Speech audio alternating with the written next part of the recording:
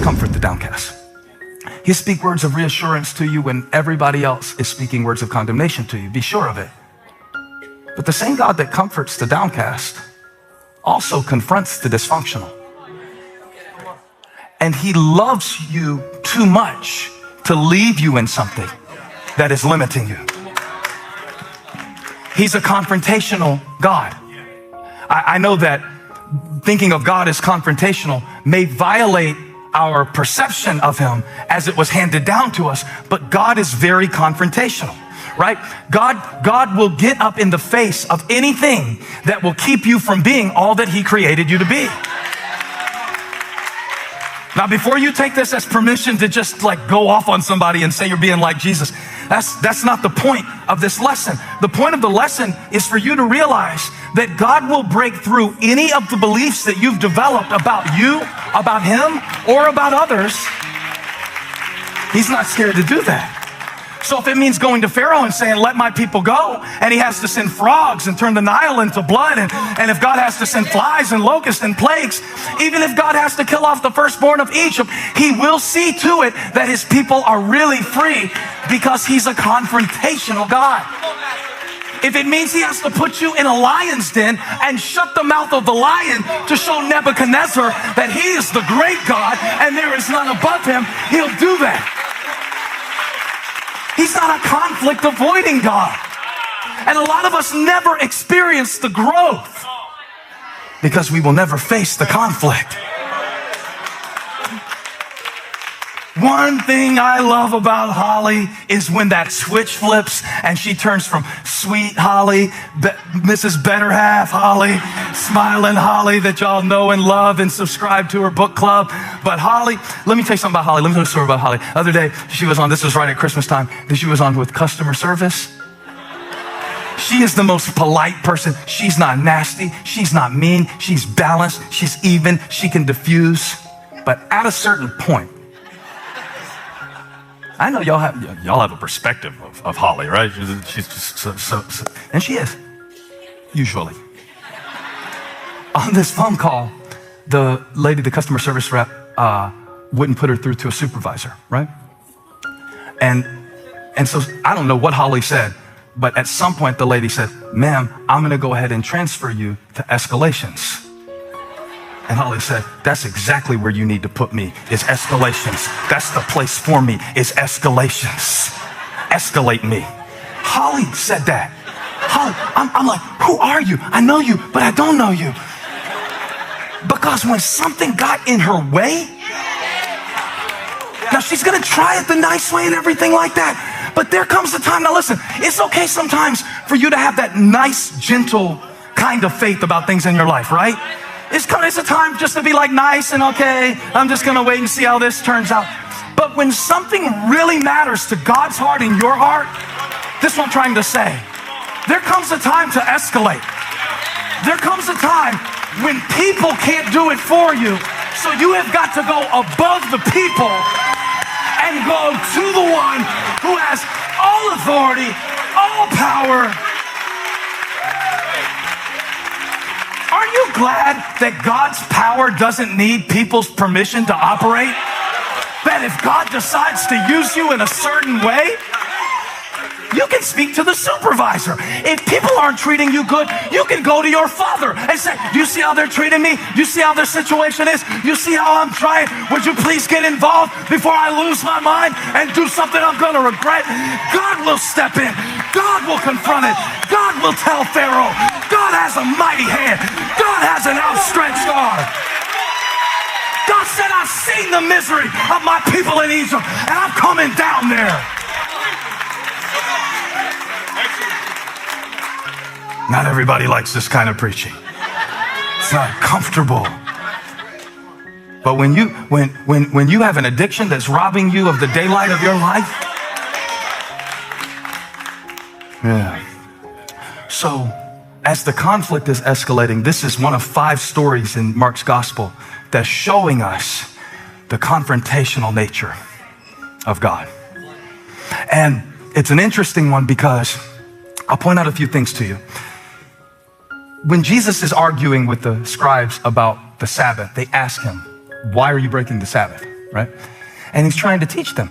The Sabbath is made for man. Man's not made for the Sabbath. You've got this completely out of order, right? In other words, you have turned a gift into a limitation.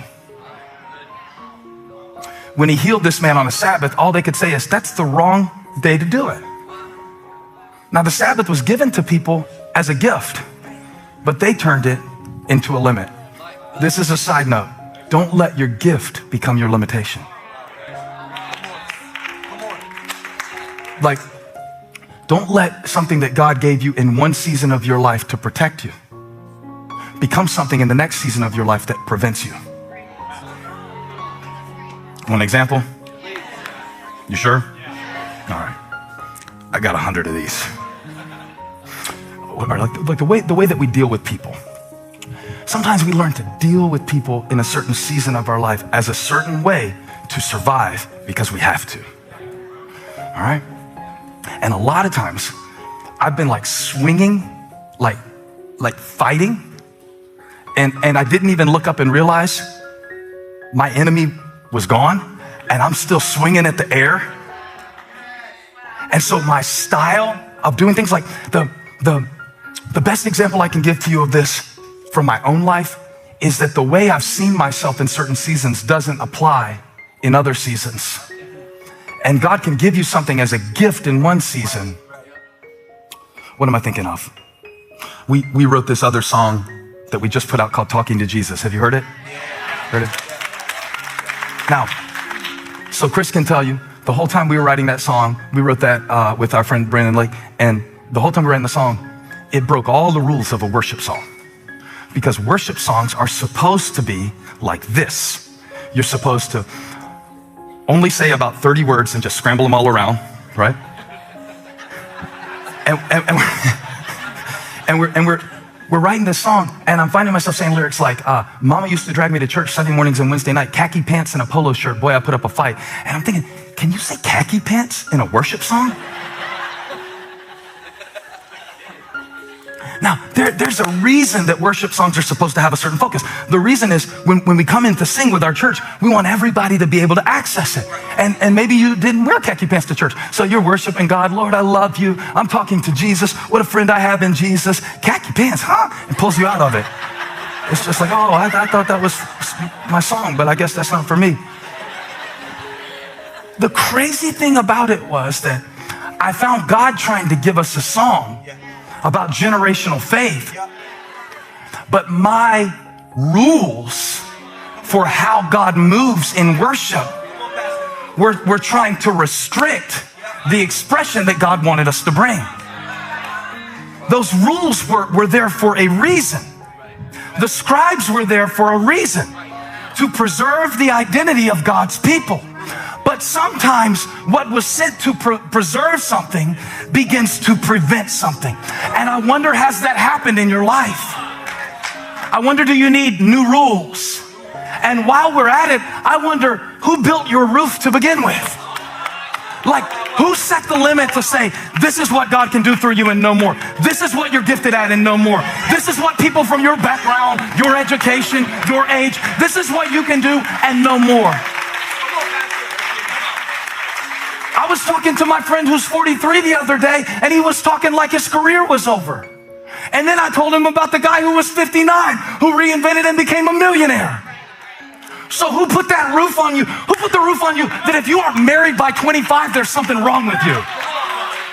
Who put that roof on you? Who put the roof on what we think God can do in church, that we think that God has to be confined to a building? The irony of my ministry is that everything God has done through me was something that I told him he couldn't do. I'm stubborn. I need the Holy Spirit. I need God's help because I'm so stubborn, because I have these rules, like online church isn't real. Said me. Now you see why I feel bad for these scribes? These guys I've been preaching about all these years. These scribes, these teachers of the law, these Pharisees, that's like a Pharisee in me is what I'm trying to deal with. It's not the crowd blocking the door that I have to worry about. I told our team, I said, I don't think church online can be real church, you know? Because I've never seen it before. And if you've never seen it before, you believe it can't be real. If you've never seen a healthy marriage, LB, when we said, verse 12, this amazed everyone, and they praised God, saying, we have never seen anything like this. The same thing that they said in praise is also the problem. Because we've never seen anything like this before. So this can't be God. This is not the image I had of it. This is not the imagination I had of it. He's not doing the rules we want him to do. It's not following the rules. And at the same time, Jesus is breaking the rules. The men are breaking a roof. And I realized there were 2 roofs being removed in Mark chapter 2. One was physical. It was Peter's house, by the way. No, it really was. It says when Jesus came to the house in Capernaum, that's the one where they based out of. It was Peter's house. If it would have been John, he'd have kicked those boys off the roof because John had good sense. But Peter was like, I like your style. That's something I would do. We'll get a new roof. Let's break the roof. Let's get this done. Peter loved a mosh pit. Peter, a crowd died. Peter doesn't care. He can give a crap and cut off an ear. Jesus can put it back. And look, I told Elijah the other day, I said, I hope I set a good example for you. I hope I show you how to treat a woman.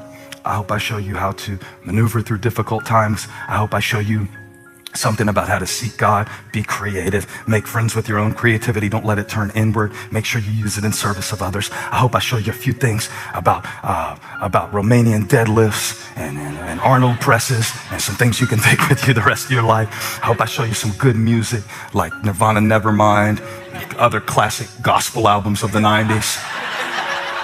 So y'all have limitations on genres. I'm telling you, there's some good worship music you haven't heard yet. But I said, if you discover something, now listen to this. This is something I would say to anybody, but I said it to my oldest son. I said, if you see something in me that limits who God has made you to be, don't be loyal to my limitations.